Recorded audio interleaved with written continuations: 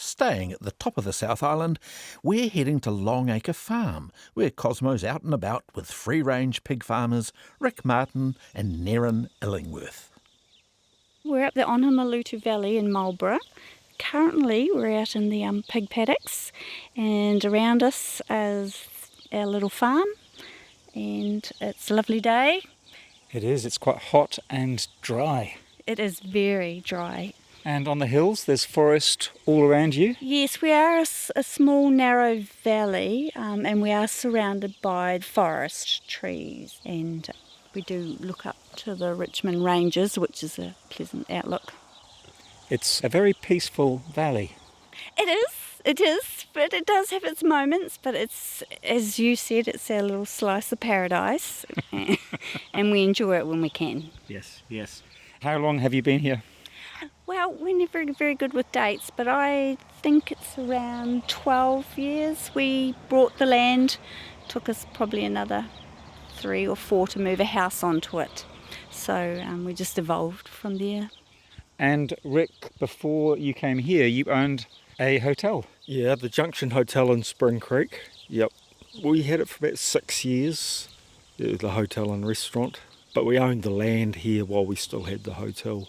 And your folks ran the hotel before you? Yes, they had it for about 16 years before I took over. So it's been in the family for a wee while. So how did you transition from running a hotel to farming pigs? Well, we both come from a farming background. When I left school originally, I went dairy farming for a few years. And then Nairn's parents had a farm up the top of the Waihopai Valley. So we both did have a farming background. Yeah. In saying farming, it was always sheep or cattle and just 1 or 2 pigs, not 30 to 60 pigs, which brought its own challenges, a lot of learning curves. So yeah, we've been selling our pork at the farmers market for about the last 7 years. And how are things going? Good. Yeah, we've got a good, steady, regular market for the pork. We could scale up and sell more if we wanted to, but we're just at a comfortable level doing what we're doing. Excellent. Well, let's go and have a closer look at these pigs, which are all heritage breeds. Yep, we only have heritage breeds. We don't have any of the landrace or the large whites, just because they're outside in the weather and the sun and that, and they can get sunburnt and that sort of thing. Yep. These guys are a little bit more hardy. Now the piglets are coming up to us. Yes, they are. Ooh, are you looking for a treat? Yes. They're quite tame, aren't they? Yes. Well, these are the ones that we had to take off the mum, first-time mum, and she wasn't coping. So we ended up with all of them to hand raise. Mm. And you take them into the house? Yes, well, there is a firebox that they are allowed to sleep in for the first couple of nights till we get going. And then we have other areas with heat lamps. And it's funny, the TV's going or the dogs bark and they sleep through it after the first couple of nights. I mean, they just love being warm and fed. And even if there's only one that needs to come off, we'll take 2 because they're so social. Mm. So they sort of look after each other. Yeah, so they're Duroc saddleback crosses, but they're thrown to the Duroc side, those ones. We've separated the boys and the girls. We tend to do that just when we wean them. So when we fatten them, it's a lot less trouble with them. How many pigs have you got here on the farm? Well, we run 6 breeding sows, and then we've got a Duroc boar, and then it's just whatever offspring we have. So, it just depends. But we can, as Nairn said, we can get up to about 60. Mm. We have been bigger than that, but since COVID, we've sort of dropped the numbers back a bit. So it's a lot of mouths to feed. It is. I guess Nairn feeding them must take a bit of time. Yeah, it's every morning and every night. You carry the buckets. It's physical, can be smelly, but you've got to keep perhaps agile and fit. So in summer it's pleasant, just in winter it's a bit of a challenge, but it's a commitment, to say the least. Do you give them names? No. You try not to? We name the sows, but we don't name any of the weaners. They're not going to last long enough. So how long will they stay here? Depends on how fast they grow, but between 6 and 8 months till we take them to the abattoirs. And feed-wise, you've got quite a sustainable system going, haven't you? Yeah, well, we're sort of the ultimate recycling, really. So we collect the spent barley from DNA Brewing, and then we also get the whey from Cranky Goat Cheese, and we get the vegetable scraps from a couple of the greengrocers in town, and we also get bread. So, yeah, it's all recycled. One of them has just decided to lie down in the mud, of course. Yeah, it's pretty important in this hot weather just to have good wallow holes so they can cool down. Now, I've just noticed a sow lying down in the shadows. Yes, it's Clara. She's got some teeny weeny little piglets around her. They are about 2 weeks old. She eats plenty, so she just wants to lie around and feed the piglets. Yes. But if you touched a piglet, she would not be quiet or calm. Now I'm just climbing over the electric fence. Oh, these piglets are a lot bigger, aren't they? Oh, I am standing in the way. Hello. Yummy, yummy, yummy. That does actually look quite good. One of them's got quite large, round, black spots He has. on him. He's a very good looking pig, that one, and he's rather cute when he was smaller, but now they're big and grown out nicely, so they will be going to Harris Meats within the next few weeks. Yes. When they're in the paddock, they don't look that big, but once they are on the hook, they are a lot bigger. I'm going to get my microphones in between them here to see if I can get some good sounds. No, you can keep going. It's okay. I just want to get a sound of you punching away.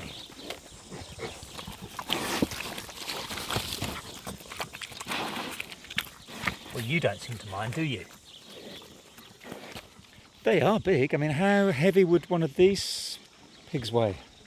When they come back from Harris's, they will probably be about 80, 85 kilos.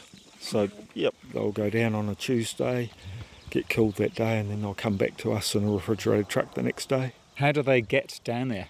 We take them. We've got a custom trailer that we So take you them take down. them all the way down there? Yeah, just so it's less stressful for them. You know, like we train them to go on the trailer so they're comfortable in the trailer, and just take them down there and drop them off. And they more or less go straight in, so they're not waiting around. So And then they're back. they're here back the next day. the next day. Yep.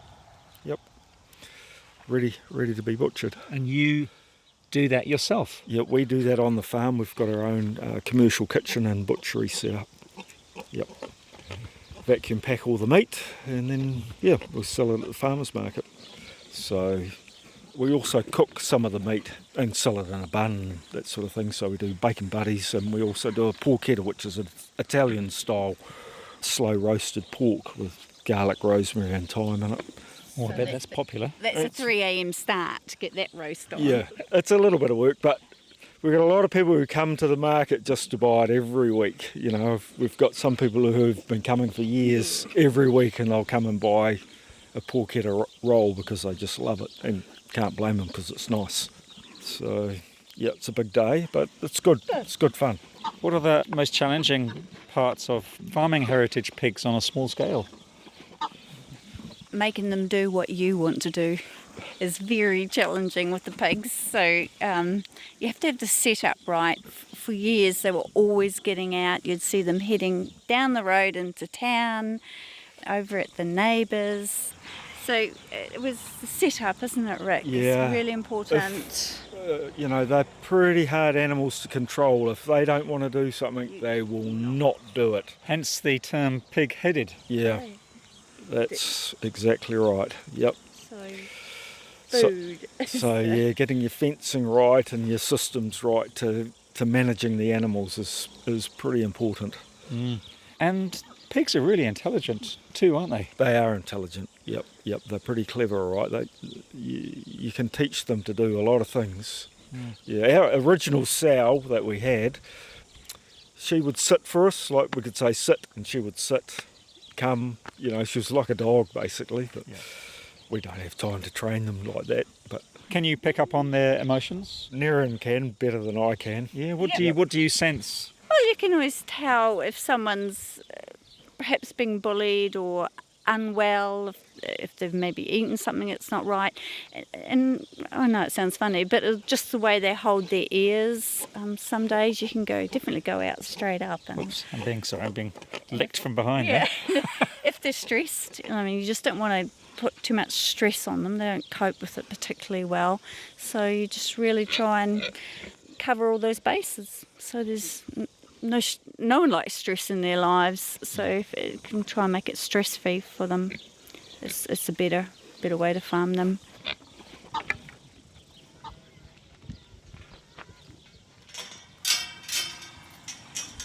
Now, Rick, we are heading over the road because you've got some land on the hill here, and this is where your boar lives. Yeah, the boar and the sows. So generally what we do is we keep the sows and the boar up here in the bush, and then we'll just bring them across to the home paddock when they're due to farrow, so we can keep a close eye on them. Yeah, fair enough. And then once they've farrowed and we wean them, they'll come back up here again.